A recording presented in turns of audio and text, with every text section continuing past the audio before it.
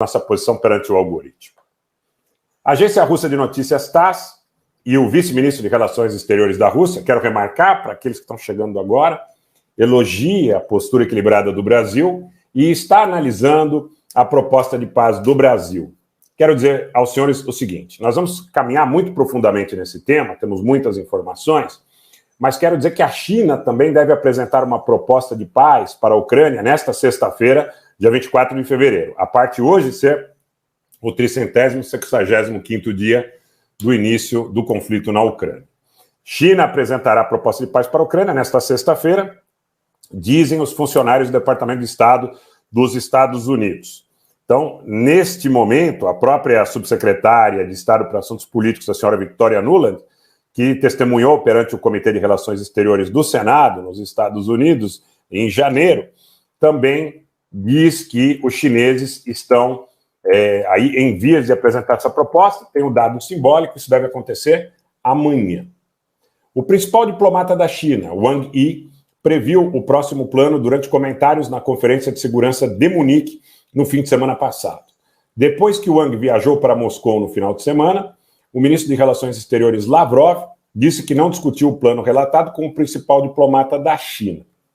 A senhora Nuland disse que não disse como os chineses apresentarão o plano a uma reunião amanhã do Conselho de Segurança da ONU, em que a China poderá fazer essa apresentação de forma detalhada e plausível.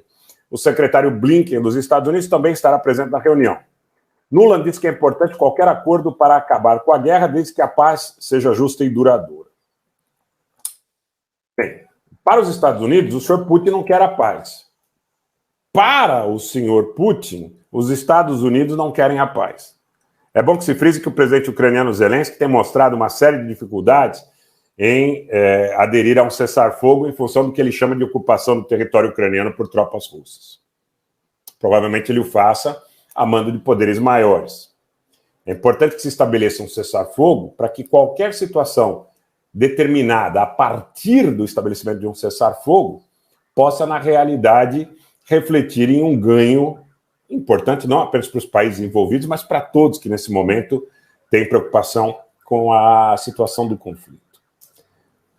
Eu tenho vários detalhes adicionais que eu quero dividir com vocês. E aqui, gente, é notícia, não é fofoca, não é exploração de ressentimento, não é o que o meu amigo achou ou que me convenceu que deveria ser.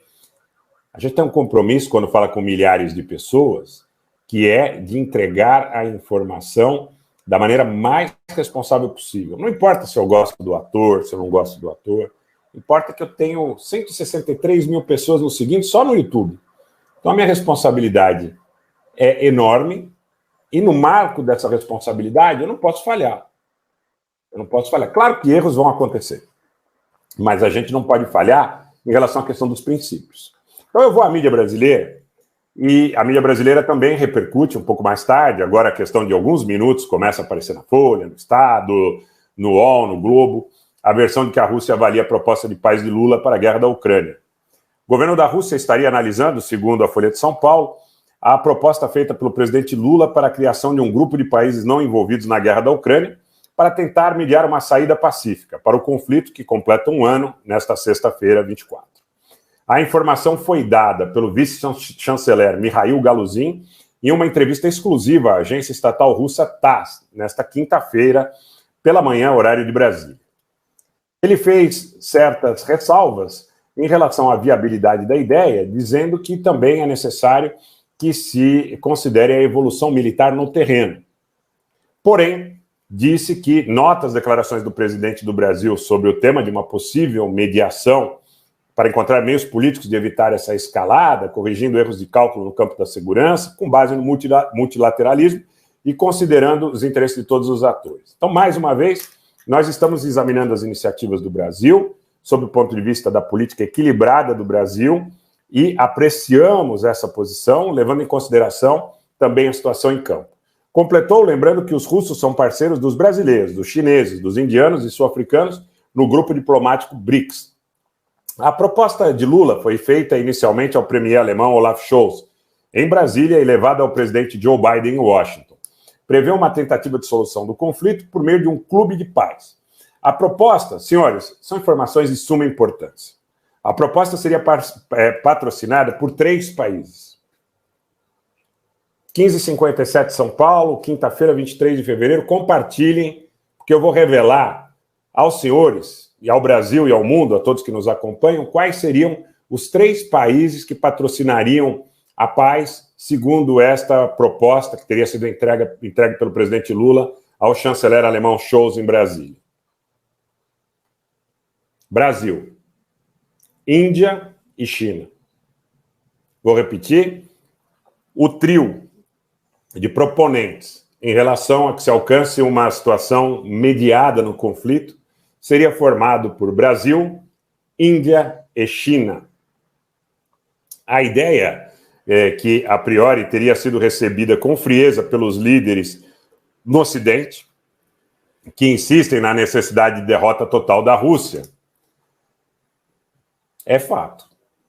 Porque, quero dizer para vocês, os senhores nos acompanham aqui e sabem que nós não temos, vou repetir, compromisso com desinformação.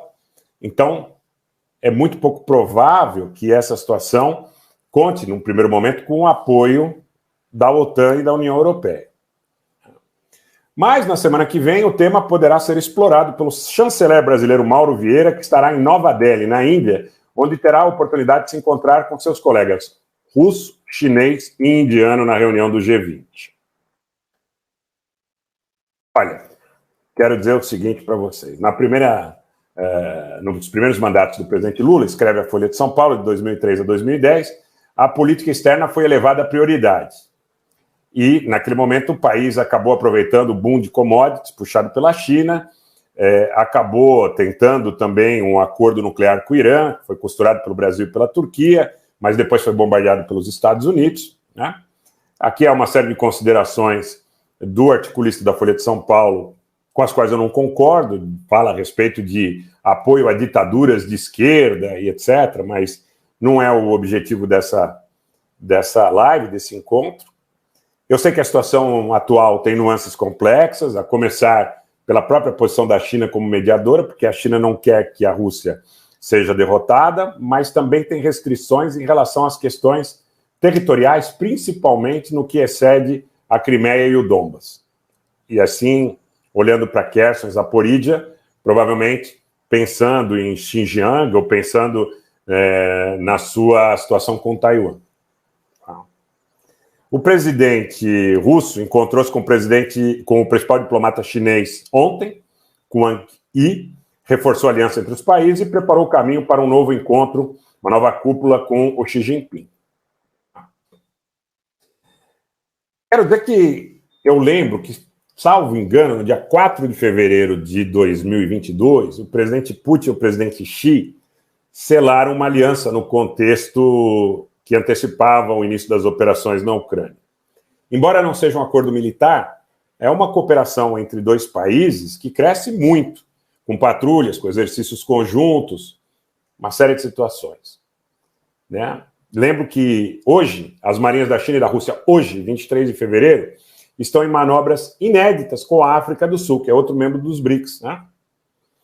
Então, houve também a declaração dos Estados Unidos, que acusavam a China de pretender enviar armas para ajudar os russos. Pequim nega, né? Nessa quinta-feira, o Stoltenberg foi na mesma linha, disse ter alertado a China contra isso, né? Que não apoiasse o que ele chama de guerra ilegal da Rússia na Ucrânia. Mas os chineses têm mostrado muita ambiguidade. Eles não condenam os russos, mas insistem que a guerra deve parar. Em debate na ONU hoje, o embaixador adjunto da China no órgão, Dai Bing, diz que os fatos brutais oferecem ampla prova de que enviar armas não trará paz, cutucando os Estados Unidos.